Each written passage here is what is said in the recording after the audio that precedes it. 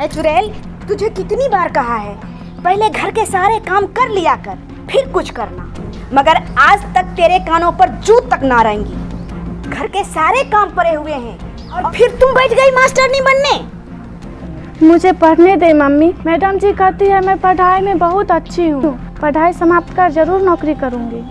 बस बंद कर मैडम की नानी और समेट ले अपना पोथी पत्रा और लग जा घर के सारे काम में। हमेशा पढ़ाई पढ़ाई की रट लगाए रखती है।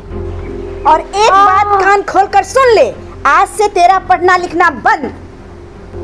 बेटियों को अधिक पढ़ाना लिखाना बाद में सिर दर्द साबित होता है। ऐसा मत करो मम्मी, मुझे भी भैया की तरह पढ़ने दो। सारा काम कर लिया करूँगी, प्लीज मुझे पढ़ाई से दूर मत करो मम्मी। बंद करो ये पैर पकड़ने की नौटंकी। ये पैर पकड़ के ही तो तूने लाखों का नुकसान करा के 8वीं तक पास कर ली है, वरना मैं तो तुझे एक क्लास भी नहीं पढ़ने दे। अब ज्यादा जिद मत करो और जा सर घर के सारे काम काज देखो।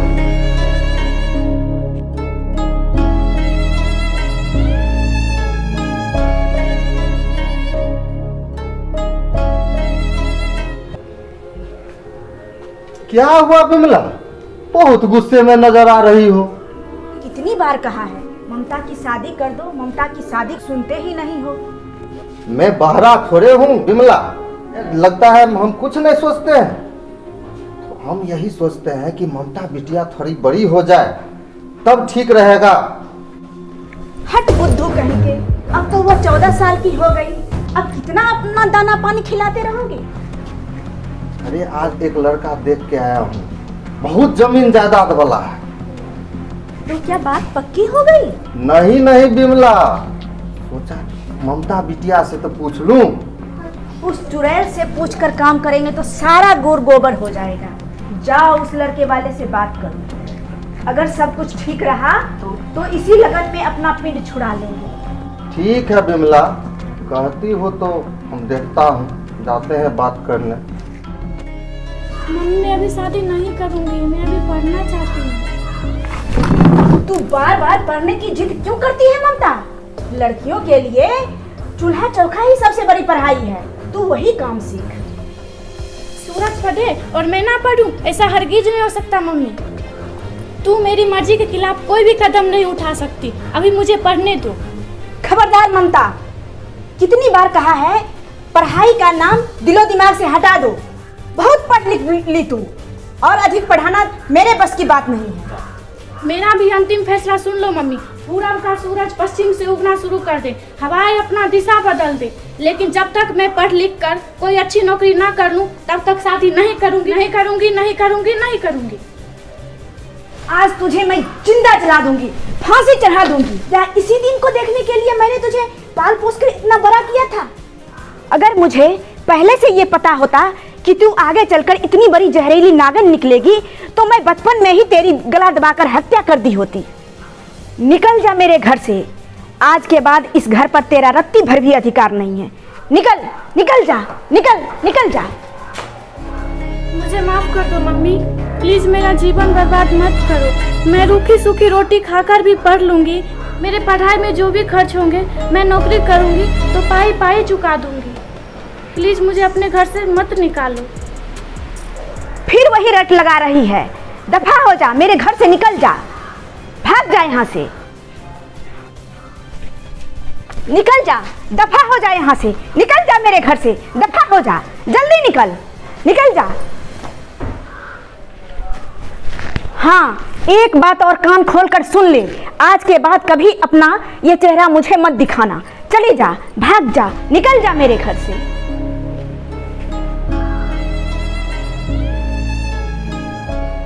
पिंड छुटा इस नागिन से, जहां जाना है जाए, जहां मरना है मरे, मुझे उससे कोई मतलब नहीं, जो करना है करे। ऐसा भी कहीं होता है जो माँ बाप करे ठीक उल्टा ही करने लगे। बेटी को पढ़ाने से क्या फायदा? बेटा पढ़े लिखेगा तो टोला टप्पर में लोग भी कहेंगे कि बिमला का बेटा पढ़ा लिखा है, बड़ा आदमी है। अब आज ही सूरज को पढ़ने के लिए पटना भेज देती है, पढ़ लिख कर बड़ी नौकरी कर। कैसी निर्दयी माँ बन गई, देखा सबने आज। बेटी को धक्का देते, तनिक ना इलाज, तनिक ना इलाज। बेटा जाएगा पटना, हर समाज में रोज होती है ऐसी घटना। तुम कितने भाग्यशाली हो सूरज कि तुम्हारे माँ बाप ने पैसों की परवाह किए बिना पटना पढ़ने के लिए भेजा है, वरना तुम्हारे जैसे हजारों लड़के आज भी गांव में बकरियों के पीछे सीटी बजाए फिरते हैं।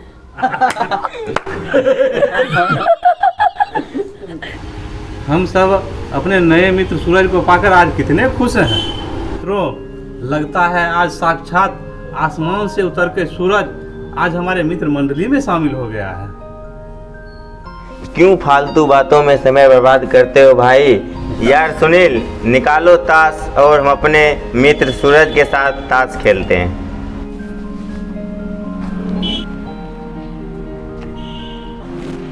अरे भाई वो सब हमको खेलने नहीं आता है। ताश खेलने नहीं आता है तुमको? गांव के स्कूलों में गुरुजी कभी कभार क्रिकेट कबड्डी खिलवाते थे, उन्होंने ताश खेलना सिखाया ही नहीं। गांव से आए हो तो खेलोगे कैसे भैया? गांव में तो मूर्ख और जाहिल लोग रहते हैं। अब हम लोगों की संगत में आ गए हो, सब कुछ सीख जाओगे धीरे धीरे। शहर में गांव से आने वाला पढ़ लिख कर कुछ करे या ना करे, शराब सिगरेट सिनेमा थिएटर के शौकीन अवश्य हो जाता है धीरे धीरे। यार बात तूने सही कहा। सूरज को जुआ ने सही, सिलामा सही। को जुआ पसंद है, सिलामा पसंद है, चलो सिलामा दिखाते हैं। यार सूरज पैसे की टेंशन मत लो, हम लोग पैसे के जुगाड़ कर लेंगे। पैसों की क्या चिंता यार, वर्मा अंकल जी तो कल ही गांव गए हैं, आज उन्हीं के खजाने में हाथ साफ कर लिया जाएगा धीरे धीरे। अब देर मत कर यार, जल्दी करो वरना हम लोग का कहीं प्लान ही कैंसिल ना हो जाए। यार सुनील, तू 10 पान पराग और 10 रजनीगंधा ले लेना, अंदर मूड फ्रेश होते रहेगा। यार टेंशन क्यों ले रहे हो, पहले से जुगाड़ करके हम बैठे हुए हैं।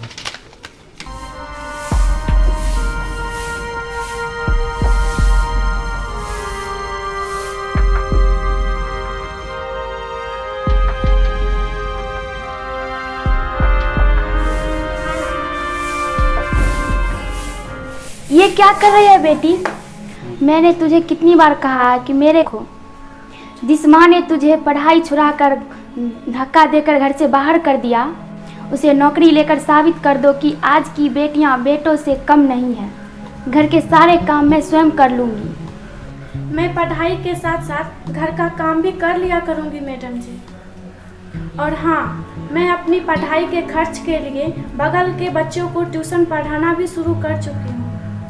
तुम्हें यह सब करने की क्या जरूरत है बेटी? पढ़ाई में जितने रुपए की जरूरत हो मुझसे कहो, मैं पूर्ति करूंगी। पढ़ लिख कर तुम्हें सफलता के उस चोटी तक पहुंचना है जहां तुम चमकते हुए सूरज की तरह दिखाई दे।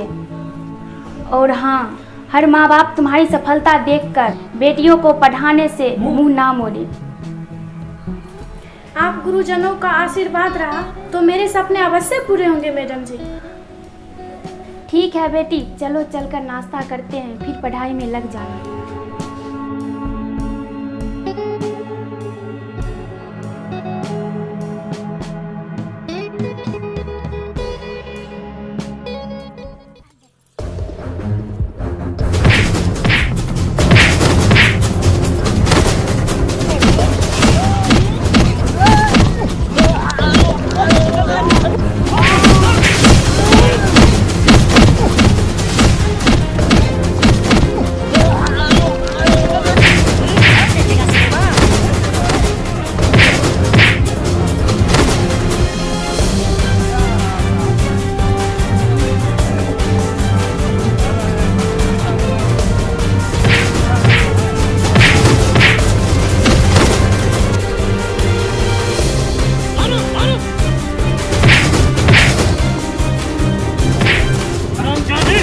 अपने बाप को फोन और कह उसे कि अभी तुरंत मेरे अकाउंट पर 50,000 रुपए भेज दे, वरना मारते मारते हड्डी पसली तोड़ दूंगा। उस दिन रोशन भाई का नाच देखने में खूब मजा आया, साला खूब ताली पीट रहा था, और आज पैसा देने की बारी आई तो टांग खींचता है। मस्ती करने में मजा आता है, पैसा देने के बारे में खींचता है। फोन, कर अपने बाप को फोन और कह उसे कि अभी तुरंत मेरे अकाउंट पर 50,000 रुपया भेज दे, नहीं तो मारते मारते हड्डी पसली तोड़ देगा। घर में धोखा रहता है और फोन करने पे कहता है रॉन्ग नंबर है। ये रॉन्ग नहीं, राइट नंबर है।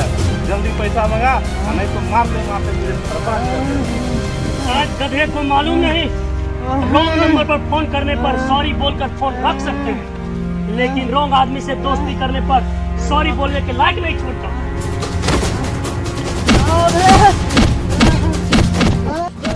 कोई आ रहा है, जल्दी यहाँ से भागो नहीं तो चलो चलो।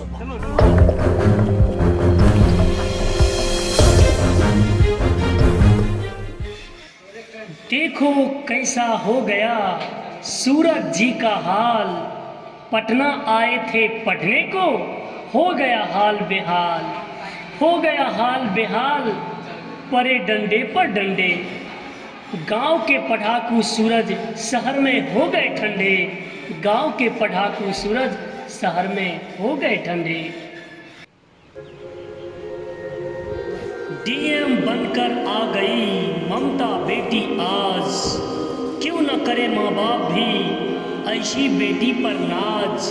हर संतान बराबर अब हर मुख से कहिए, हर संतान बराबर अब हर मुख से कहिए, बेटी है वरदान इसे अभिशाप न कहिए, बेटी है वरदान इसे अभिशाप न कहिए।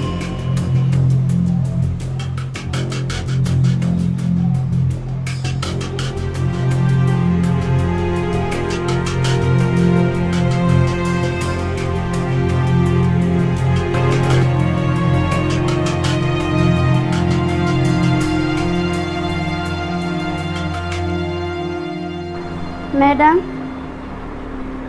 विमला नाम की महिला आपसे मदद मांगने आए। कहाँ की है वो? बगल की गांव चांसरारी की है, पति का नाम गिरधारी बताती। ठीक है, उसे फौरन अंदर भेजो। आज के बाद कभी अपना ये चेहरा मुझे मत दिखाना।